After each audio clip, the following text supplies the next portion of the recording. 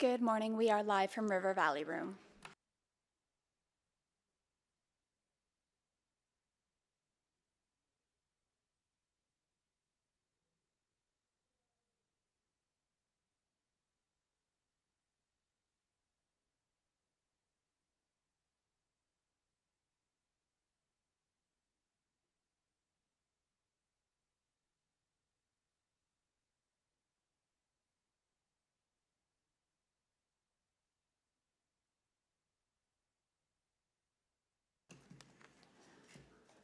All right, well, good morning, everyone.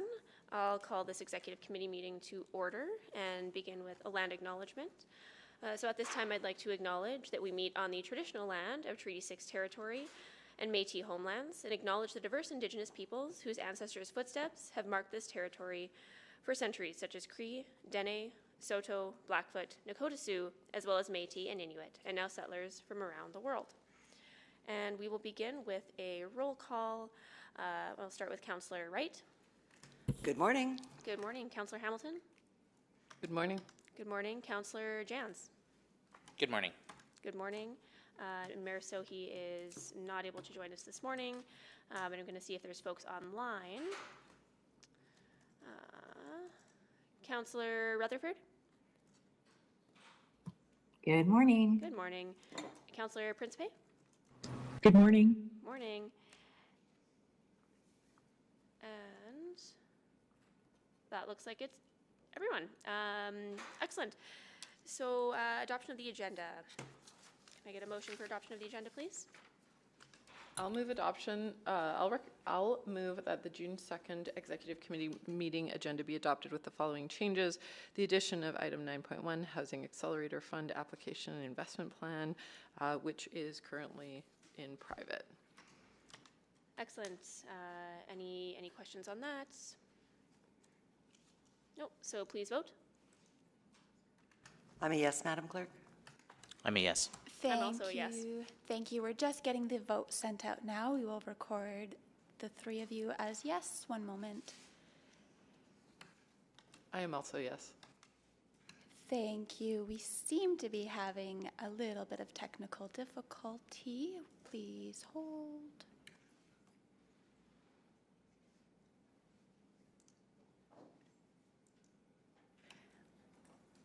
And we will display. Please display the vote. That is carried. Thank you. Approval of the minutes. Councillor Wright, would you like to go ahead? Sorry, I move approval of the minutes from the May 3rd, 2023 Executive Committee. Excellent. Any questions or changes there? Seeing none, please vote. I'm a yes. Thank you, Councillor Wright. I'm a yes. Thank you, Councillor Salvador. Also a yes. Thank you, Councillor Jans. We have all four votes. Please display the vote. That is carried. Excellent. So protocol items, none that I've been made aware of.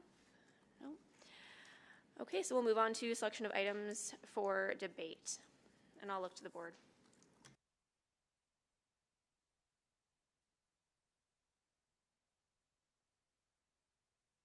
Councillor Jans, go ahead. Thank you. May I select item 7.2? 7.2. Okay. And any other selections, colleagues? I'll select 9.1.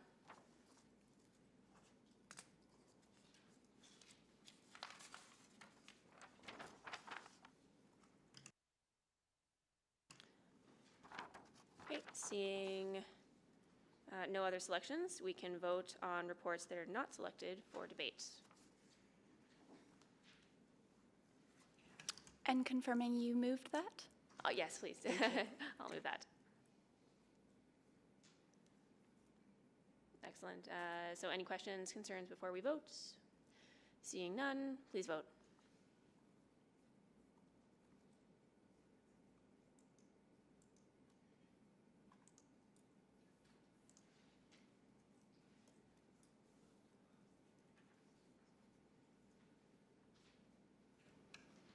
And just checking, we again seem to be having some issues. Councillor? I'm a yes. Thank you.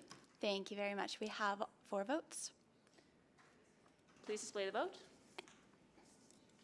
Okay, that is carried.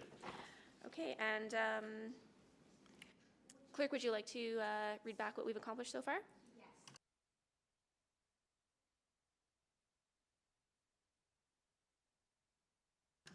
Thank you. Thank you. This morning, Executive Committee has passed the recommendations of the following without debate. Item 5.1, Blatchford Business Case Goals, will be returning to Committee on August 30th, 2023. Item 5.2, Fair Policy Amendment, Children Under 12, will be returning to Committee on October 13th, 2023. And the recommendations in the following 2 reports have been approved. Item 7.1, Approved Capital Projects, Budgets versus Actuals, and 7.3, Bylaw 20112, Bylaw to designate the McGrath Mansion as a municipal historic resource, will go to Council on June 13th. Excellent. Well, thank you so much, Clerk Norton. We'll now move to request to speak. All right, Councillor Hamilton, would you like to go ahead? Yes, I'll move that Executive Committee hear from the following speakers and panels when appropriate. On item 7.2, the Old Strathcona Farmers Market lease approval, Heath Persaud from Old Strathcona Farmers Market in person, Kevin Zellweger, Old Strathcona Farmers Market, and Natalie Lima, Old Strathcona Farmers Market. Thank you. Thank you. Please vote.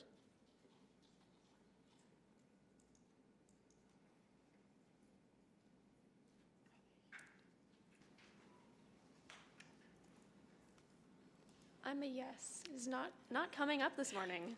Also a yes. Thank you, Councillor Salvador and Councillor Jans. We have 4 votes. Please display the vote. That is carried. Okay, excellent. And requests for a specific time on the agenda, none. Councillor inquiries, none that I'm aware of. Reports to be dealt with at a different meeting, none. And request to reschedule reports, none. Excellent. So that takes us to our first item, which is 7.2. So we'll just pause for a second to give administration an opportunity to come up to the front.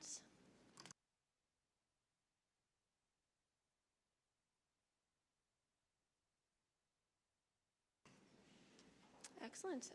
Good morning. So we'll turn it over for a presentation from administration. Good morning, members of committee. We do just have some brief opening remarks, so pass it over to Chris, our Director of Property Transactions. Hello.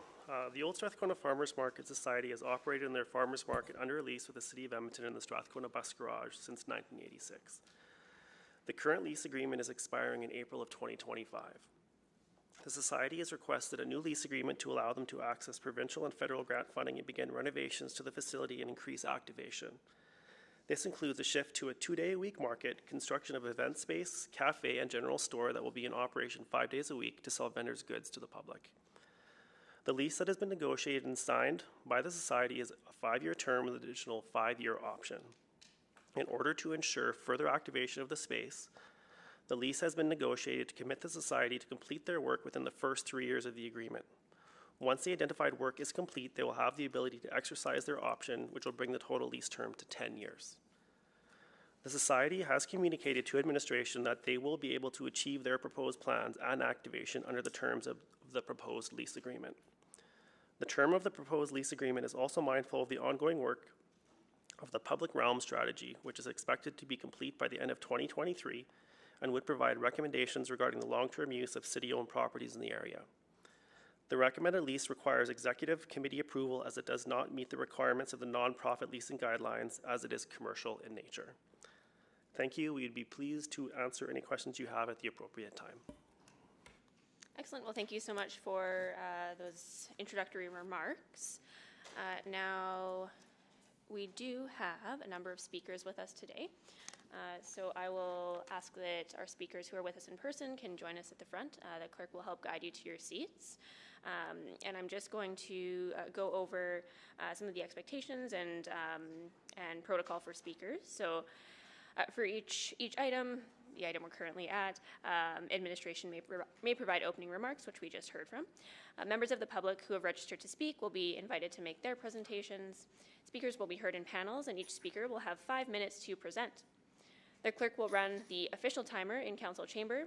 The timer light on the podiums will be green for the first 4 minutes, turn yellow when there is 1 minute remaining, and flash red when the 5 minutes are up. If you are participating virtually, you may wish to use a timer of your own. When everyone in your panel has had a chance to present, members of council may ask questions of you or other panel members. For this reason, you may wish to remain in the meeting until all questions have been asked of your panel. If you're participating virtually, please remember to mute your microphone when you're not speaking and refrain from using the hand raise function, as it creates issues of fairness and decorum. If you're experiencing any technical difficulties, please reach out to the Office of the City Clerk using the contact information provided in your confirmation of registration or at city.clerk@edmonton.ca. And if you're here with us in person, the clerk has already guided you to your seats. So in the event of an emergency, please follow the clerk's directions to evacuate. City staff will direct you to your muster point. Okay, I see our speakers in front of us, and we'll first go to Keith Prasad. Please go ahead, you have 5 minutes.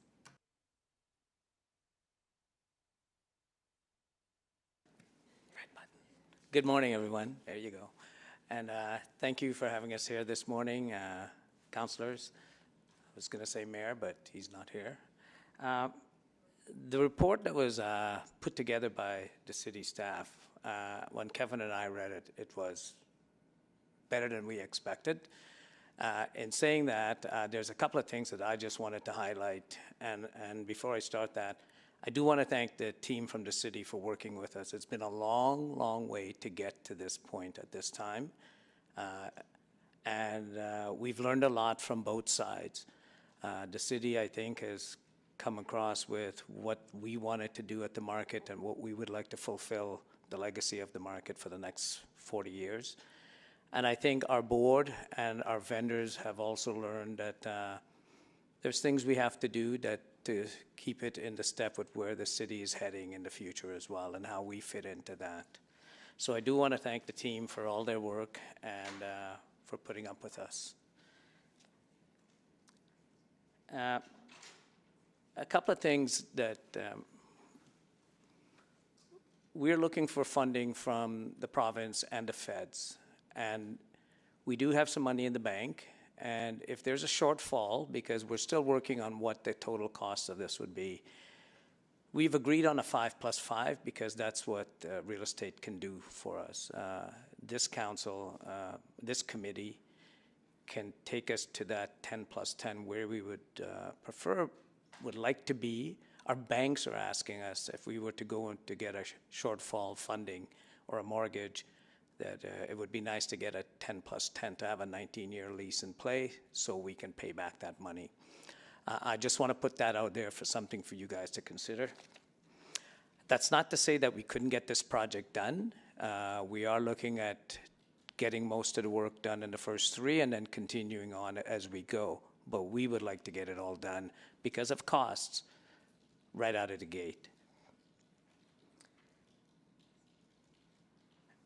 One of the other things that I'd like to bring up is that for the amount of years that the old Strathcona Farmers Market has been in the bus barns, we've never asked the city to put any more money into all the upgrades that we've put into it. The society has put in over $2 million since we've been in that bus barn to turn it into the facility that it is today, and that we haven't leaned on taxpayers for anything more than the lease and our society tax bracket that we're in.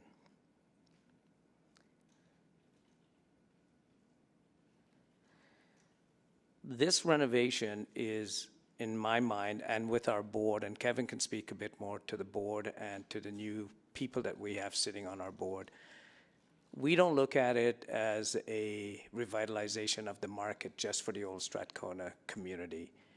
I think when this building is finished and what we can accomplish in it with the services, there's going to be nothing like it for a farmer's market anywhere that we have seen in this country. And it's something for the city of Edmonton, the capital region, and it's I think what makes our city vibrant, and all the things we need to add to it to make it one step above of everybody else when we do something. Last year, coming out of COVID, we served over 300,000 people on 52 market days. We're running the numbers, and we will do, if we accomplish what we're planning to do, which is to actually open the market 7 days a week, not just 5, we will bring more than a million people into that community, just because of the numbers and where we're at. And I see my light is turning yellow. So in that, I'm saying, folks, it's up to you to help us keep this building and this facility vibrant, and it just adds to the fabric to the city of Edmonton. Thank you. Excellent. Well, thank you so much. We'll now move on to Kevin Zellweger. Apologies on pronunciation. Honorable councillors, good morning. Thank you for having us here today. I am Kevin Zellweger, the current president of the Old Strathcona Farmers Market. I'm also the owner of the Quarter Section Food Company. I'm, as far as most of my customers know me, just the bread guy in all four down in the market. I started this market 5 years ago this November. We kind of started this business as a test to see how things would go, to see if we could go, be sustainable on the farm. We just live just south of the city. This market is an incubator, and that's one thing that, as a vendor, I just want to touch on a bit. Currently, in other markets and with other vendors, there's a push to go to 20 markets plus a week and just run yourself ragged. And I never really believed in that. And I remember watching Lorraine Mansbridge on Global in the morning, going to the market and thinking, wow, that'd be a cool place to go. This market, because of its nonprofit status and its ability to be financially responsible to its vendors and our membership, allows us to keep the daily rent very low. And it allows us to focus on making sure that there's customers in the door and that we incubate these businesses and we establish those relationships not only with the customers but with the vendors as well. And we can actually, it gives the flexibility for businesses if they need to pivot, but honestly, just for incubating these businesses.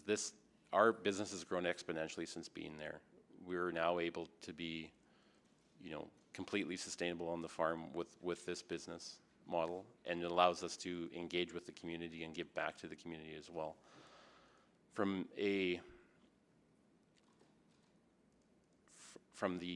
president perspective, I look back and I know a lot of the vendors who are still there, who started 40 years ago, and they don't know where the time went. They started this in the parking lot, and they can't believe that we're still here. But there is a major shift in the membership coming to the next generation, and with that is revitalization. And revitalization, by allowing us to go 2 days a week for the market itself, will be a huge thing. Will be a huge deal for the community. It also allows the market to further invest in our new community foundation, which will give back to those who will apply for grants or however that framework is being made up in the next couple of weeks, actually. So it'll be exciting to unveil it at our 40th anniversary celebration. So that's all I have actually at the moment. So thank you. Great. Well, thank you for being with us today. Now we'll go to Natalie Lima. Thank you. Thank you for having us today. I do have a short presentation, just some slides to show you, give you a sneak preview of what we're planning on doing at the market. So I'll just give them a moment to pull it up.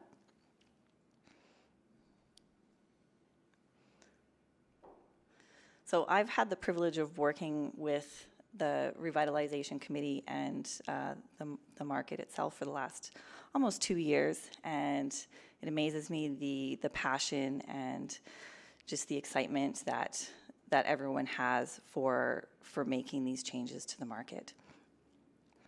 So the first slide, if we can go to number 2, please, is the updated plan, or what we're proposing in terms of the market layout. So what the main intent for creating the 7 days a week is activating the front part of the market. So where the white section is, there will be a general store which will be open 6 to 7 days a week, and that'll all be product from the market vendors. And then the large open space with cafe will be, again, open 7 days a week, where, you know, patrons can come in, enjoy coffee, lunch, also double as an event space for weddings, corporate events, theater groups, just anything that you can think of just to get people in and through the market. The idea with the neighborhoods in the vendor space is keeping with the eclectic nature of the market. You know, we have people from all sort of sectors and different creativities, and we don't want it to be cookie cutter throughout the space. So we'll get into sort of the look of it in the next few slides, but if you could go to number 3, please. This is sort of just the general inspiration for the neighborhood. So as you can see, there's a couple different looks. We're using a lot of wood, metals, different sort of textures to create those different neighborhoods. And it's a way of wayfinding in the market. So, you know, once we have them named streets or you know, names of neighborhoods, you'll be able to identify them just by the way that they look. Next slide, please. And then this is just some rough sketches of what we would be looking at, just how the different neighborhoods and looks will sort of tie together. Next, please. This slide is the general finishes for the space, so just updating the look, you know, richer colors, you know, heading back to that sort of natural wood look on the floor of the mezzanine, darker, richer paint colors, a natural look to what we have going on. The picture with the glass, that will be the look of the mezzanine. So that will be a gathering space, be used during market days, you know, as a general seating area, but can be rented out for corporate meetings, or again, just activating in event or community rentals. Next, please. This is the general store concept. So this will be open 6 to 7 days a week, selling goods from market vendors, again with the natural look, bringing some brick into the space, wood, and kind of going back to like an old school general store, very eclectic, quirky, just interesting space to be in. Next, please.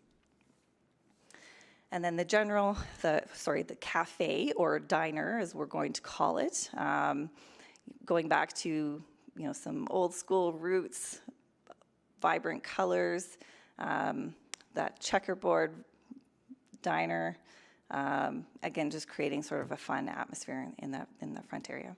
Next, please. I'll try to get through these quick. The event space, you know, being able to appease different sort of events. We're going to do some string lights, very sort of simple in look, but events coming in would be able to decorate to however they like. Next, please. And then when it's not event space, during market days, we'll have these incubator carts, as we're calling them, and they can be kind of moved in and out of the way, and these will be, you know, short-term or temporary vendors waiting for a more permanent spot within space. Next, please. And made it. So just a general overview of what we're looking at doing, and just revitalization and modernization of the space. Thank you. Great. Well, thank you so much to all of our speakers for being here. So I'll see if any colleagues have questions of our speakers.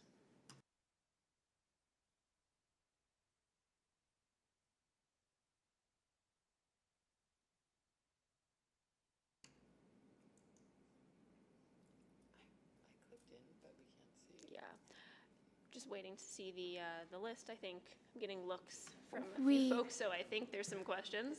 Yes, we currently have Councillor Hamilton as first on the Councillor list. Hamilton. Thank you. Thank you for coming today and presenting your vision for, I think, a sort of beloved Saturday pastime for a lot of Edmontonians. So I have a couple questions here. One is that one of the reasons that administration is here today is because this sort of goes outside of the not-for-profit leasing, and because there's some commercial ventures here. So my first question to you is certainly in order to make a lot of this rehabilitation work for your organization and for the building, you do have to generate some revenue. But being to what extent essentially do you intend to stay true to that not-for-profit vision, and will there be opportunities for organizations or individuals who are less able to buy in to actually sort of use some of these new amenities? So part of our planning is that the Old Strathcona Society will operate the cafe and the general store. As we do right now with our vendors, we sign our vendor leases to the society.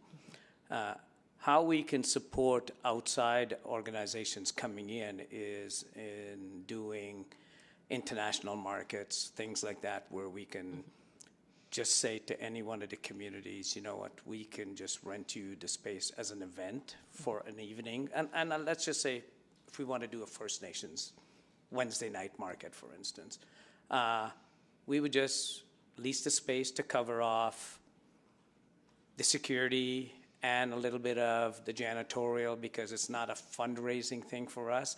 How the market's going to make money is from its vendors being in there and doing other corporate events.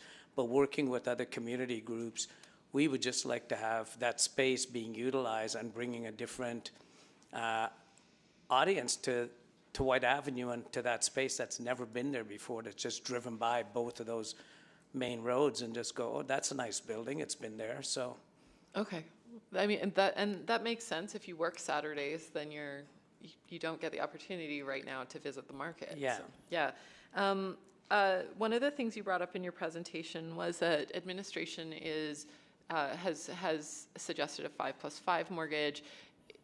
I don't think you have a problem with that, but if possible, you're talking 10+10, and some of or not mortgage, sorry, lease. My question is, around that 10+10 request, you mentioned that it might free up available funding, including funding from banks for, say, mortgage lending. Is that correct? Well, right now, we're working on what this project will cost. And I know from speaking to the province, now that we have a new premier, we will be sitting directly with the premier's office to get funding. Okay. We know what the feds are able to give us. The shortfall in construction, there's always going to be a shortfall. I mean, and we cannot go back and ask for more depending on what is needed. Our bank, ATB, has pre-approved us on a loan for $1.5 million. One of the stipulations is that we would get a 19-year lease, 10+10. Now, that's not a deal breaker in what we're talking about right now, but I think it would make our lives a whole lot easier knowing at the back of in our hip pocket that we can go and borrow that money if we needed to finish this project. We do not want to have this project started and then it stops and starts. Yeah. We just want to get it done. All right, that's helpful clarification.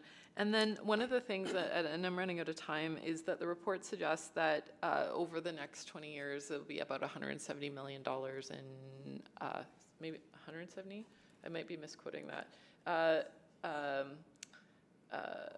Probably 1.7.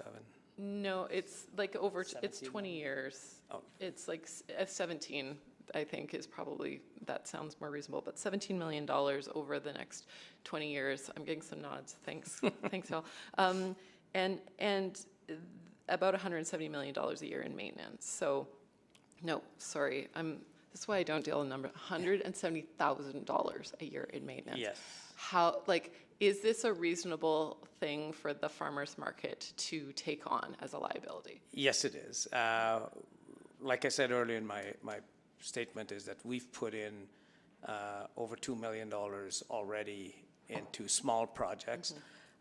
What we've worked out with the real estate is that for the next few years, obviously, once this project is done, everything will be on warranty and everything will be brand new, mechanical, lighting, all of our infrastructure. So it'll give us a chance to start socking some of that monies away and making sure that it's there every year for us to put in as part of our operation.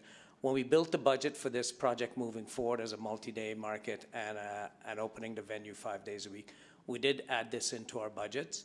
So we are fully well aware of what we are capable of doing. It's paying back a bank mortgage payment and putting this money into the capital reserve. Great, thank you. Thank you, Councillor Hamilton. Councillor Wright, go ahead. Hi, thank you. I guess, Mr. Zellweger, you talked about running yourself ragged. So I'm just wondering, how realistic is it for the market to open 7 days a week for the vendors? Because, I mean, you've got to grow the food and everything, right? So that's been the challenge in the past. You know, a few years ago, I sat in on some Let's Talk meetings that the market had, and that's the culture changed within the market. I mean, at that point, the market membership said adamantly no to moving forward to multiple days. In the last 2-3 years, that's changed, and that shift in the culture in the vendor environment has changed. Now, running ragged, going 2 days a week for the market itself, and then opening 7 days a week for the market is very sustainable. You know, it allows vendors and farmers to be out there to grow their crop, for me to bake the bread, and still be able to supply the market store. What comes where it's not sustainable is when you have markets that are 4 days a week, back-to-back days. That's when it really breaks up that kind of unsustainability, if you were, for that part. So. Okay. So then, Mr. Prasad, so when you were talking about opening 7 days a week, that's more so for the diner and the general store, or would you switch up vendors? And just to make it clear, so what we eventually want to do is it'll be the Old Strathcona Farmers Market OSFM Community Hub. The building will be a hub. In that hub, we will house a farmers market on Friday and Saturday to begin with. For the other 5 days of the week, the general store, the cafe, corporate events, rehearsals, cooking, international markets, we will have a full-time events person on staff to fill that space with something every day, whether it's an open stage or anything that comes up through the neighborhood, you know, locally. So that's what the hub will do. The hub will be open 7 days a week, and within that hub, it'll be a 2-day market, Friday and Saturday, to begin with. Okay. And then we'll see where our vendors want to take that. Okay, good. Thanks for that clarification, because I was worried about vendors being run ragged. And then in regards to the financing and that, you are able to renegotiate that condition then from the 10+10 to the 5+5? We won't be able to renegotiate that with the bank because that's what the bank wants. They want to make sure that if you're going to be borrowing that kind of money, you got to be there for long term to pay it back. There are some other avenues that we can go to. We do have some monies in the bank, and we do have some vendors that would like to participate in loans and things like that if we have to go private. Okay. I think we'll be fine, but I'm as a manager, I always want to have a plan A, B, C, D, E, because you never know where these things end up. A backup to the backup is always a good idea. Okay. Absolutely. Okay, I think that's great. That's all the questions I had. Thank you. Thank you. Thank you, Councillor Wright. So I think most of the questions have been asked that I had in mind as well, but maybe just for additional clarity, so understanding the desire for a 10 by 10, just wondering how the extension term is perceived in that context, because I know, it's pretty clear that as long as the tenant's not in default of the lease and has completed the work, that extension is there. And hearing that you have the desire to get the work done right out of the gate, it seems like there's sort of a high degree of confidence and surety that you can get that done. Yeah, does that extension term not give you sort of that certainty and surety that you're looking for? Sorry, I don't understand that. So, I think I can speak to that. So Sure. I think the desire to go to that 19 years is the amortization that the bank would look at, not so much our certainty on whether or not we can go forward. So. Okay. Okay, that's fair.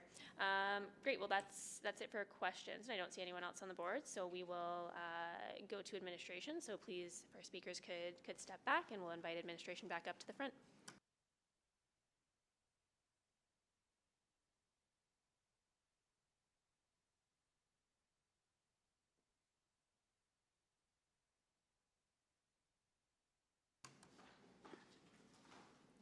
All right. So I see Councillor Jans. We'll go to you.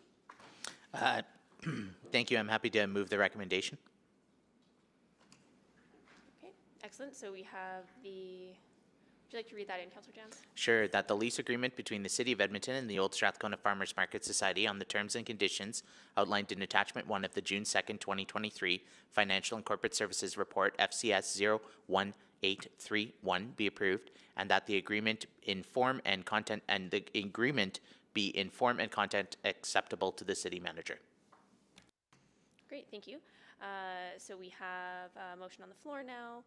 Any questions for administration?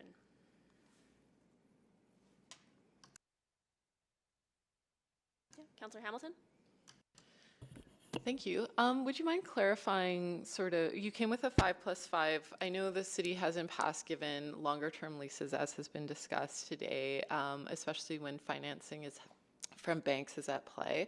And I'm hearing that, there's sort of two sides to the viability of that, but I'm wondering if you could sort of clarify your own process around your lease terms. For sure. I'll maybe just elaborate a little bit. So when we went into the negotiations with the Old Strathcona Farmers Market, one of the main goals that we were trying to achieve was to ensure that there'd be additional activation in this space. Mm-hmm. The building has been underutilized for a number of years, and we really wanted to make sure that we could work with our partners here to move it along in a way that every Edmontonian can actually make access to the facility. With that said, because of the way that it has been underutilized, we wanted to be sure that we could see tangible steps and increase in that activation. And so that's why we moved towards a shorter term lease agreement, which was the 5+5 years. Typically, the other thing I would add is we don't regularly enter into longer term leases because there's a lot more uncertainty when you go down that path, and there's less control and input from the city moving forward in terms of how it's being utilized in the future. So this just provides a little bit more rigor and review as to how everything's performing over the next 10 years. Okay, that's a good clarification. Thank you. Yeah, okay, I'll leave it there. Thanks. Okay, not seeing any other questions. Councillor Jans, would you like to close? Yeah, thank you. So first of all, I want to thank the Farmers Market Foundation and all of the players who have been involved on their side in helping bring this vision to a reality. And also I want to thank administration for helping bring this to a point here today. As our speaker said, it has been a long journey. If it's interesting, I was watching the 40th anniversary video from the farmers market and looking at where Old Strathcona was 40 years ago and then where it is now. And you look at the neighborhood, you look at the density, you look at the population, you look at the new buildings and cranes going up right now. You look at the Old Strathcona Public Realm strategy. You look at so many of these other pieces. Just West Ritchie in the last decade, let alone the last 40 years, has blown up.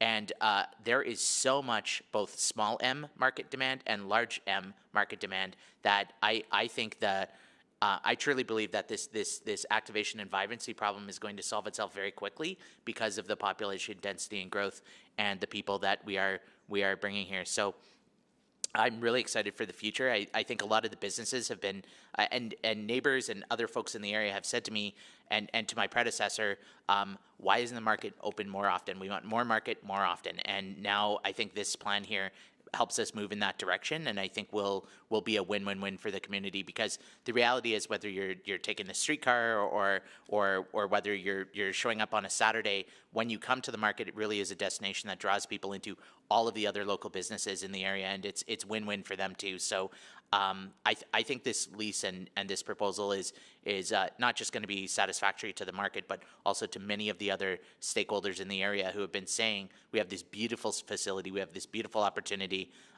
This really is the town square of the South Side, and I think this proposal gets us here. So happy 40th birthday to the market, and I look forward to everything that transpires from here. Thank you. Thank you, Councillor Jans. Please vote.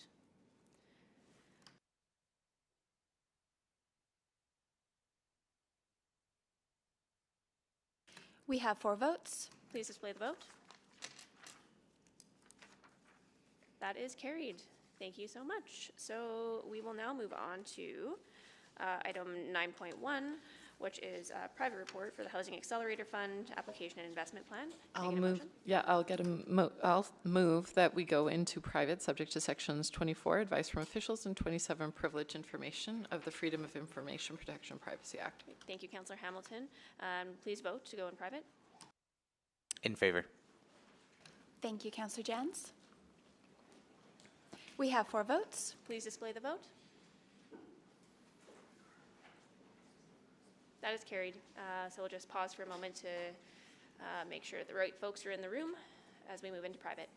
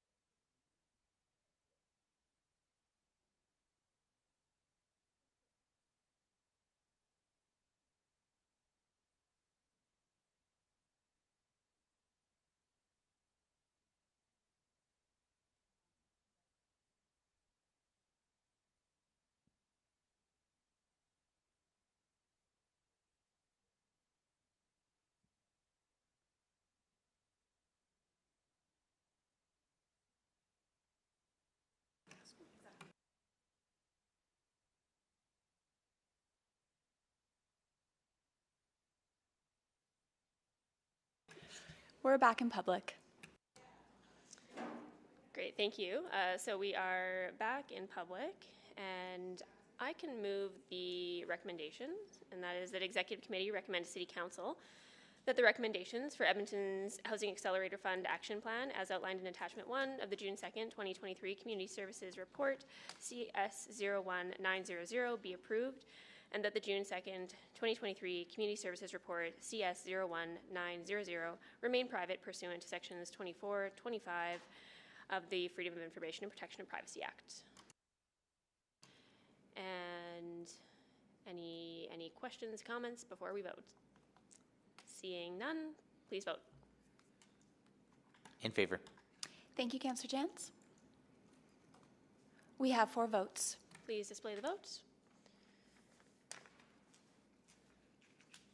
That is carried. Okay, so moving along, motions pending, none. Notices of motion and motions without customary notice, also none. And that means that we are adjourned. Thank you so much, everyone.